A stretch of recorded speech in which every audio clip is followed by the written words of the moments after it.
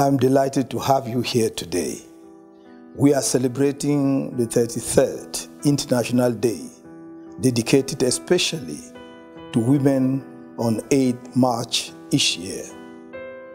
The official themes retained both internationally and in Cameroon sufficiently show that the condition of women in general and Cameroonian women in particular deserves special attention.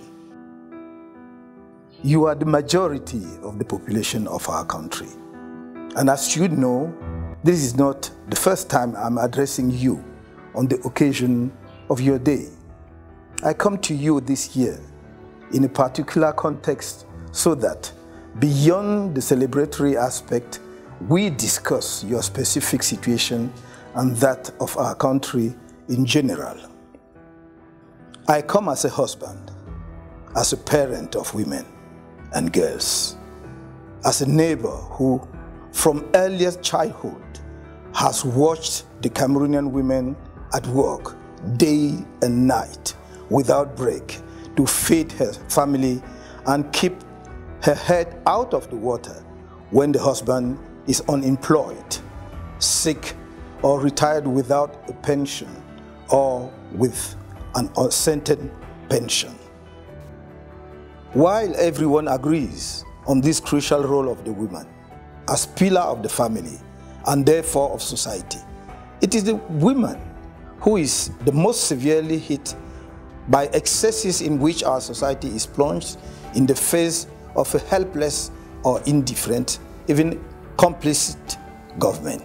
Indeed, despite an estimated school enrollment rate at 75% nationwide, 50% of illiterate persons are women, still heavily affected by cultural burdens and lack of a specific government policy to deal with this situation. However, as I have always said, education is the key of the emancipation of women, their insertion in the modern production circuit, and their decisive contribution to the general progress of the country.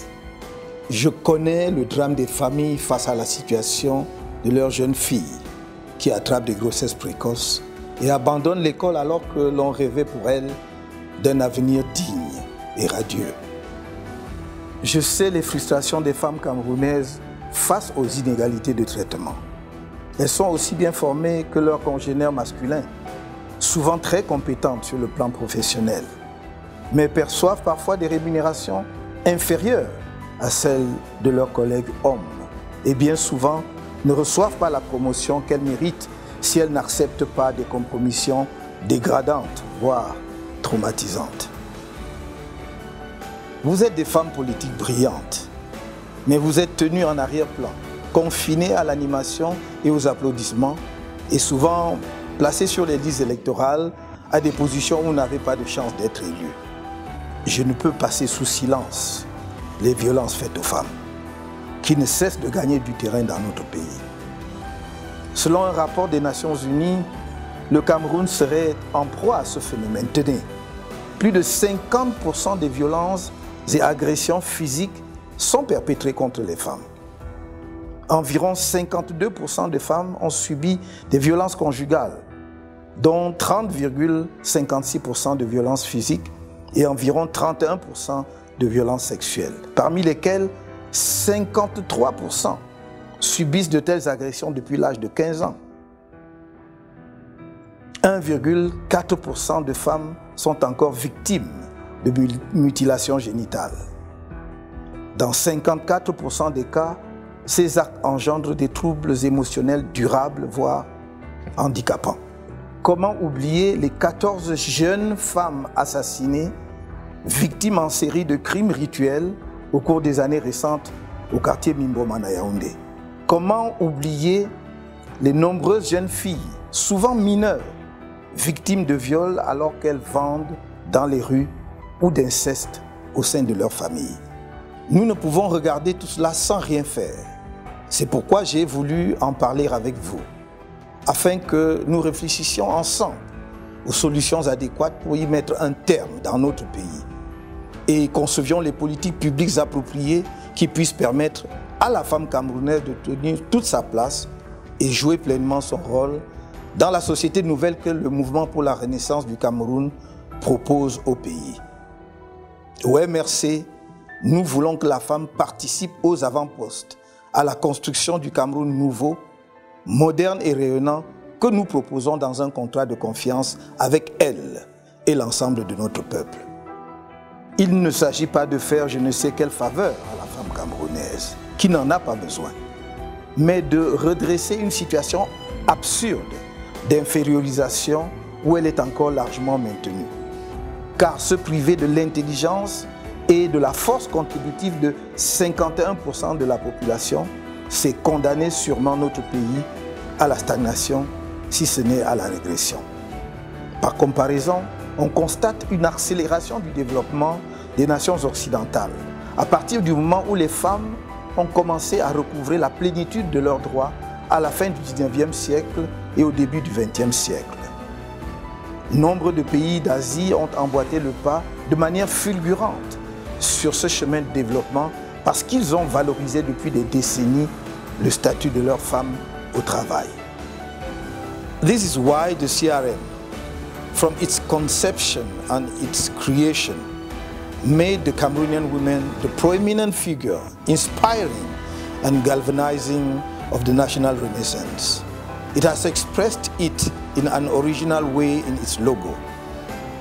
Take the time to glance at it if you have not yet done so.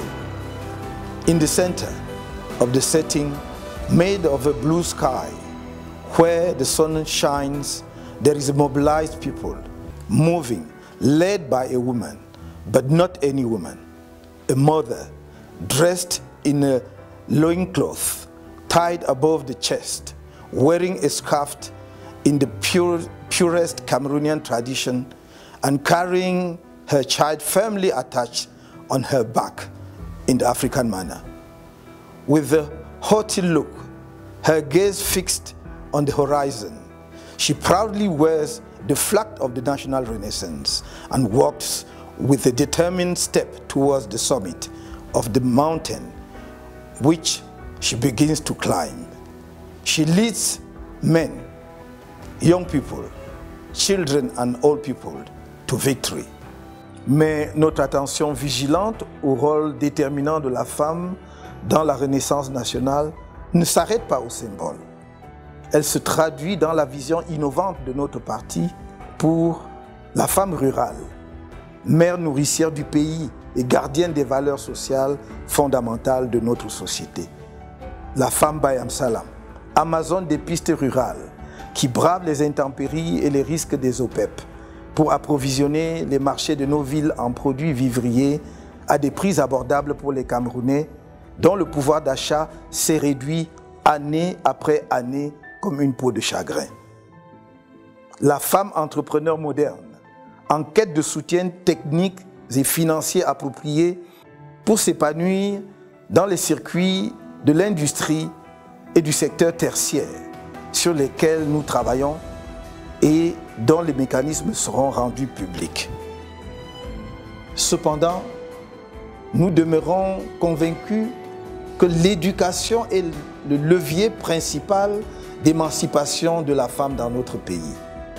C'est pourquoi nous préconisons la scolarisation obligatoire de tous les jeunes Camerounais, y compris de la jeune fille jusqu'à l'âge de 16 ans au moins, afin d'éviter, entre autres, les mariages précoces si dommageables à cette dernière. Chances égales pour l'éducation du jeune garçon et de la jeune fille, donc, mais aussi à responsabilités égales, salaires égaux, sachant que la maternité de la femme est une responsabilité primordiale au bénéfice de la société et qu'il faudra traiter en conséquence. À cet égard, nous avons pris depuis longtemps un engagement ferme pour la gratuité de la césarienne, afin que plus jamais une femme ne meure en couche dans notre pays, faute de moyens pour payer les coûts d'une telle opération ou qu'elle ne perde son bébé pour les mêmes raisons. Dans le même esprit, nous nous sommes engagés pour un accroissement du nombre de femmes dans le gouvernement à des postes qui ne soient pas dédiés ou seulement symboliques, mais aussi au Parlement, à divers niveaux de la hiérarchie administrative et à la tête des entreprises publiques. Chères femmes camerounaises de tous horizons, nous faisons appel à vous afin que nous écrivions ensemble une page nouvelle, mémorable de l'histoire de notre cher et beau pays. Celle d'un Cameroun débarrassé des injustices criardes, en particulier celles qui vous frappent. D'un pays débarrassé de la gangrène de la corruption, du népotisme, où les efforts de chacun sont récompensés à la hauteur de ses mérites, sans considération de ses origines tribales, sans discrimination entre anglophones et francophones.